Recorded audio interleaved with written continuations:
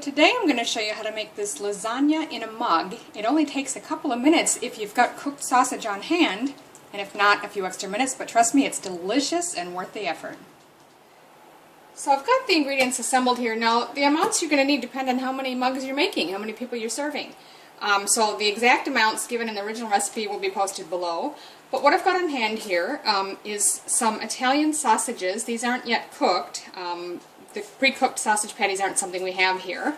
So I'm actually going to strip the casings off these so that it's sort of like a ground sausage meat and fry that up ahead of time. But if you've got cooked sausages on hand, that's perfect. Just use some of those.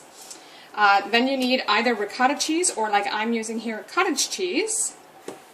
You're going to need either a pizza sauce or a pasta sauce that's low carb. This is a no added sugar pasta sauce that's low in carbs. Then you're going to need some shredded mozzarella, or in this case I'm actually using a shredded light tasty, which is a cheddar cheese. You're going to need some Parmesan, a little bit of oregano, onion powder, and garlic powder, and if you want, a little salt or a reduced sodium salt substitute like I've got here.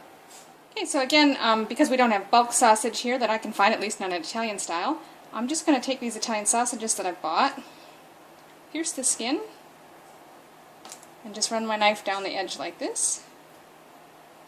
And that'll let you just peel the outside right off.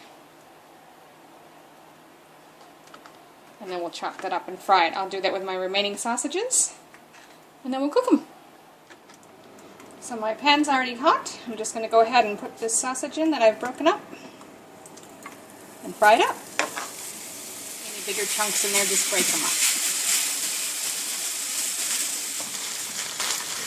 You can see that's nicely browned. Make sure it's cooked through because it is pork sausage. And now I'm just going to drain that grease off and we're ready to assemble. Okay, so I'm not going to measure this exactly, but you're going to want about 1 tablespoon of your sauce in the bottom of the mug. I might even put 2. And just spread that out.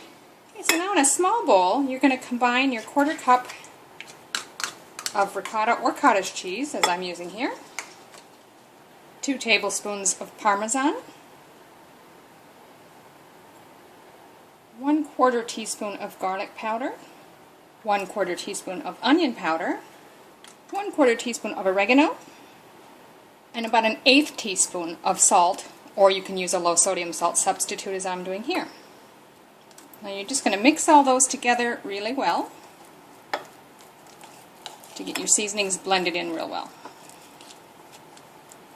Now we're just going to add this to the mug on top of the pizza sauce. Try to put it in little small clumps so you don't just get one big lump somewhere, because it's not easy to spread. Once you've got them in there, you can kind of push it around a little bit and level it out as best as you can.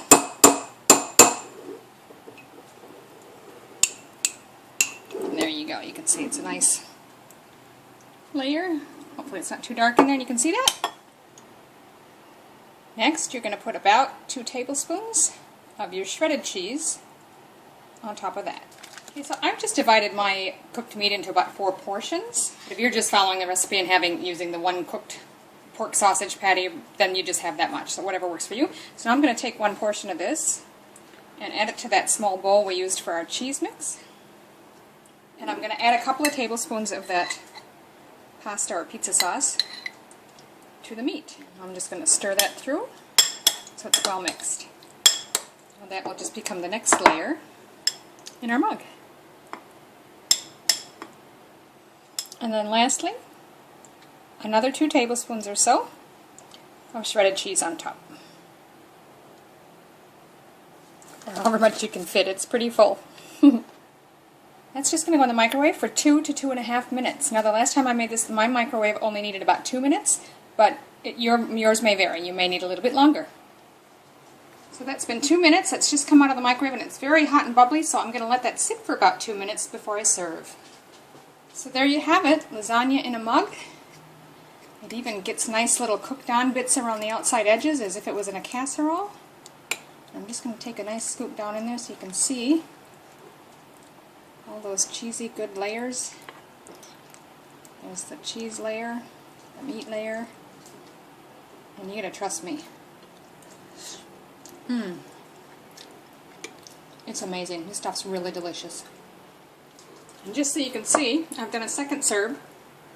If you don't want to use a mug, this is just a small casserole type dish that I used. You can make a serving in that if you'd like. I'm wondering, I don't even know if you could actually multiply this and put it in a regular casserole dish in the oven. I suppose you could. But what I like about the mug lasagna is how quick and easy it is, especially if you've already got the cooked pork sausage on hand.